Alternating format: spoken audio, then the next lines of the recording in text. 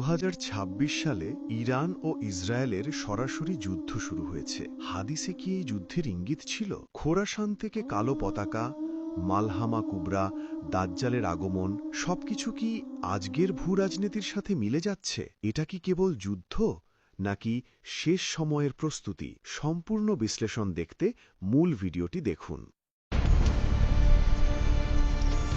মধ্যপ্রাচ্যের আকাশ আজ বারুদের গন্ধে ভারী।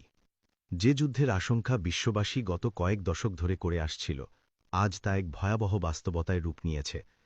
একদিকে আধুনিক প্রযুক্তিতে সুসজ্জিত ইসরায়েল এবং তাদের পরম মিত্র আমেরিকা, অন্যদিকে প্রতিরোধের মশাল হাতে দাঁড়িয়ে থাকা ইরান। কিন্তু এই যুদ্ধ কি কেবল দুটি দেশের ভূরাজনৈতিক লড়াই, নাকি এর পেছনে লুকিয়ে আছে হাজার বছর আগের কোনো আধ্যাত্মিক ইঙ্গিত? আজ আমরা বিশ্লেষণ করব ইরান ও ইসরায়েলের এই বিধ্বংসী সংঘাত নিয়ে মহানবী সাল্লাল্লাহু আলাইহি ওয়াসাল্লামের কোনো ভবিষ্যৎবাণী আছে কিনা। আমরা জানব 2026 সালের বর্তমান যুদ্ধের সর্বশেষ পরিস্থিতি, দুই পক্ষের সামরিক শক্তি এবং কেন এই যুদ্ধকে বলা হচ্ছে গ্রেট রিসেট বা বিশ্ব ব্যবস্থার পরিবর্তনের শুরু।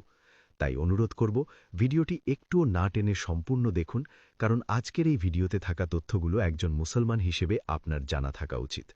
প্রিয় দর্শক, ইরান ও ইসরায়েলের শত্রুতা কিন্তু চিরকালের ছিল না। 1948 সালে ইসরায়েল রাষ্ট্র গঠনের পর ইরানই ছিল দ্বিতীয় মুসলিম দেশ যারা ইসরায়েলকে স্বীকৃতি দিয়েছিল।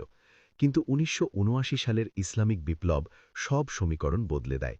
আয়াতুল্লাহ খোমেনির নেতৃত্বে ইরান ঘোষণা করে ইসরায়েল হল একটি অবৈধ দখলদার রাষ্ট্র। এরপর থেকেই শুরু হয় এক ছায়াযুদ্ধ বা কোল্ড ওয়ার। কিন্তু 2026 সালে এসে সেই ছায়াযুদ্ধ আজ সরাসরি সম্মুখ সমরে রূপ নিয়েছে। মাত্র 24 ঘণ্টা আগে ইসরায়েল এবং আমেরিকা যৌথভাবে ইরানের উপর ইতিহাসের অন্যতম ভয়াবহ বিমান ও মিসাইল হামলা চালিয়েছে। তারা ইরানের পারমাণবিক স্থাপনা এবং সামরিক ঘাঁটিগুলোকে লক্ষ্য করে বিমান হামলা ও ক্ষেপণাস্ত্র নিক্ষেপ করেছে। কিন্তু ইরানও দমে যাওয়ার পাত্র নয়। আজ সকালেই ইরান তার বিশাল মিসাইল ভাণ্ডার উন্মুক্ত করে দিয়েছে।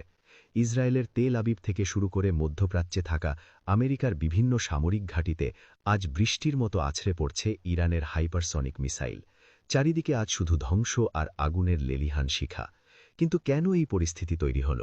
এর মূলে রয়েছে মধ্যপ্রাচ্যে আধিপত্য বিস্তার এবং আব্রাহামিক অ্যাকর্ডসের ব্যর্থতা। এখন আসা যাক সবচেয়ে গুরুত্বপূর্ণ প্রশ্নে। রাসূলুল্লাহ সাল্লাল্লাহু আলাইহি ওয়াসাল্লাম কি এই যুদ্ধ নিয়ে কিছু বলে গেছেন? সরাসরি ইরান ইসরায়েল নাম উল্লেখ না থাকলেও হাদিসের কিতাবগুলোতে আখেরি জামানা বা শেষ সময়ের যুদ্ধের যে বর্ণনা দেওয়া হয়েছে তার অনেকগুলোই বর্তমান ভূরাজনীতির সাথে মিলে যায়। সহি মুসলিম এবং তিরমিজিতে বর্ণিত আছে, শেষ জামানায় পূর্ব দিক থেকে অর্থাৎ খোরাসান থেকে কালো পতাকাবাহী এক দল বের হবে। বর্তমান ভূগোলে খোরাসান বলতে ইরান, আফগানিস্তান এবং পাকিস্তানের কিছু অংশকে বোঝানো হয়। হাদিসে বলা হয়েছে, এই বাহিনীকে কেউ আটকাতে পারবে না যতক্ষণ না তারা জেরুজালেমের ইলিয়া নামক স্থানে তাদের পতাকা স্থাপন করবে। বর্তমান ভূরাজনৈতিক প্রেক্ষাপটে দেখুন, ইসরায়েলের সবচেয়ে বড় শত্রু হিসেবে আজ কারা দাঁড়িয়েছে? যে দেশগুলো জেরুজালেম বা বাইতুল মুকাদ্দাস মুক্ত করার কসম খেয়েছে তাদের কেন্দ্রবিন্দু কিন্তু এই ইরান।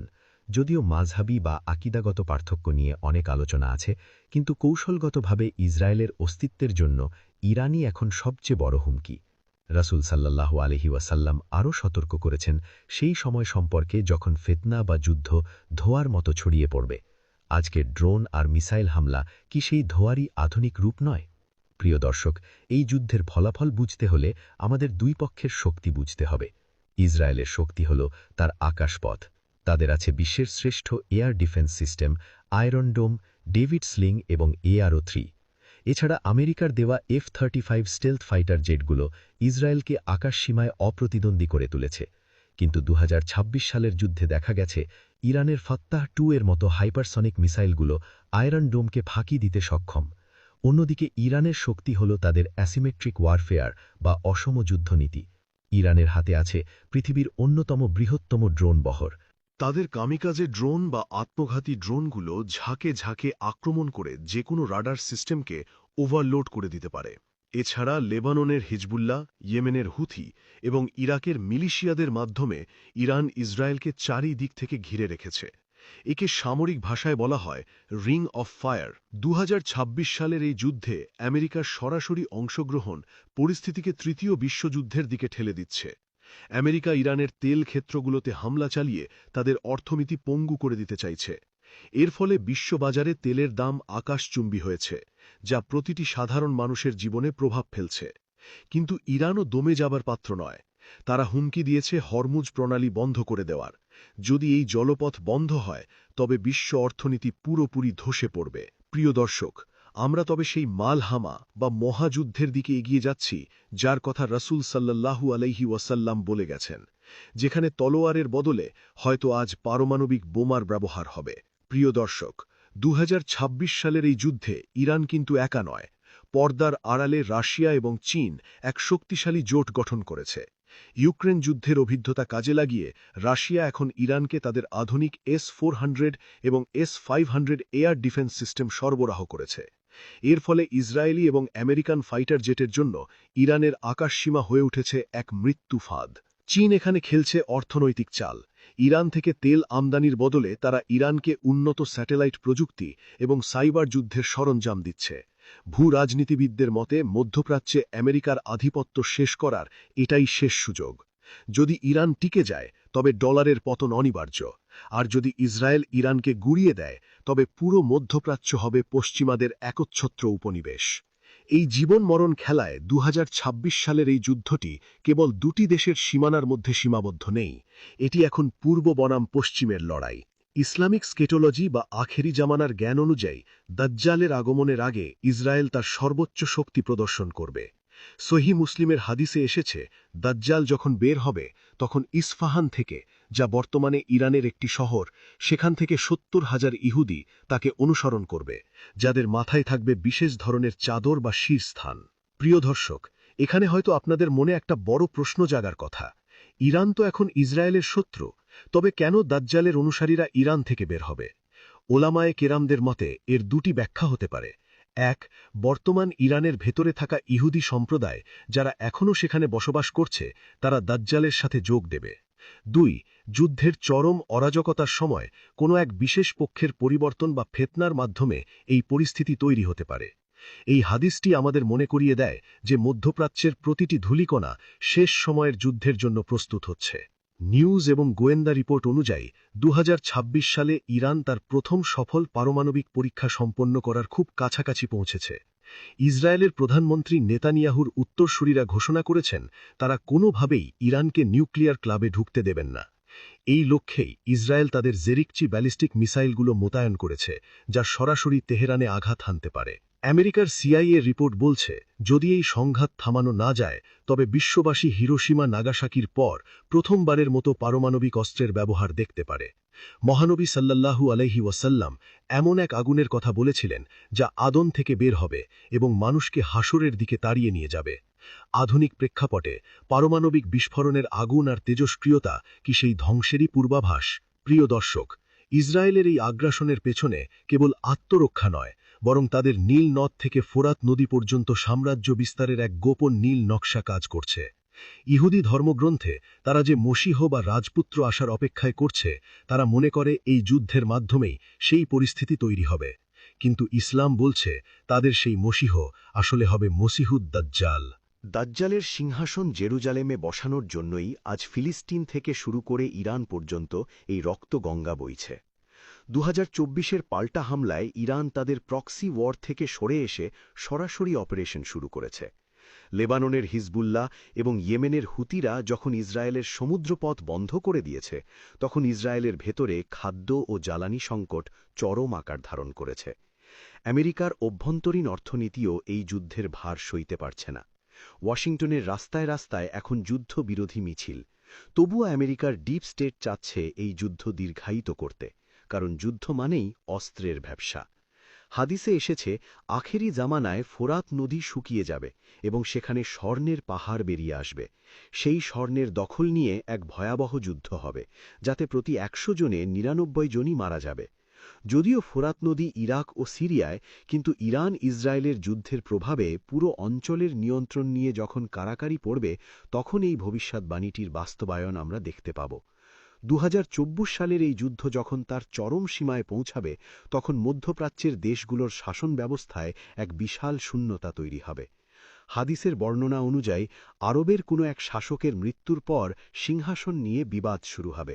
ঠিক সেই বিশৃঙ্খল পরিস্থিতির মাঝেই মদিনা থেকে এক ব্যক্তি মক্কায় পালিয়ে আসবেন, যাকে ফিরেশতারা এবং আল্লাহর প্রিয় বান্দারা চিনে ফেলবেন।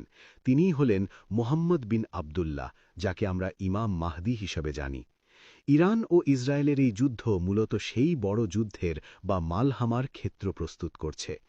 ইসরায়েল যখন মনে করবে তারা ইরানকে দমানোর মাধ্যমে পুরো মধ্যপ্রাচ্য জয় করে নিয়েছে, ঠিক তখনই আল্লাহর পক্ষ থেকে এই অলৌকিক সাহায্যের সূচনা হবে। রাসূল সাল্লাল্লাহু আলাইহি ওয়াসাল্লাম বলেছেন, কালো পতাকাবাহী সেই বাহিনী ইমাম মাহদির হাতে বায়াত গ্রহণ করবে এবং জেরুজালেম মুক্ত করার চূড়ান্ত অভিযানে শরিক হবে। প্রিয় দর্শক, প্রতিরক্ষা গবেষকদের মতে ২০২৪ সালের এই যুদ্ধ কোনো পক্ষই পুরোপুরি জয় হয়ে শেষ করতে পারবে না, কারণ ইরান তার ভূগর্ভস্থ মিসাইল সিটি বা ক্ষেপণাস্ত্র নগরীগুলো এমনভাবে তৈরি করেছে যে সেগুলো পারমাণবিক হামলাতেও ধ্বংস করা অসম্ভব। অন্যদিকে ইসরায়েল ও আমেরিকার নিউক্লিয়ার আমব্রেলা বা পারমাণবিক ছাতার নিচে সুরক্ষিত, ফলে এই যুদ্ধ হবে দীর্ঘস্থায়ী এবং ক্ষয়িষ্ণু।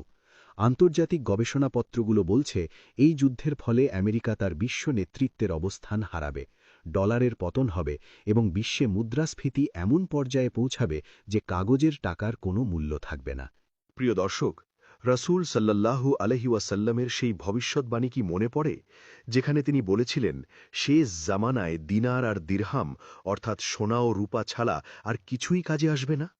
২০২৬-এর এই মহা অর্থনৈতিক ধস আমাদের সেই আদিম বিনিময় প্রথার দিকেই ঠেলে দিচ্ছে।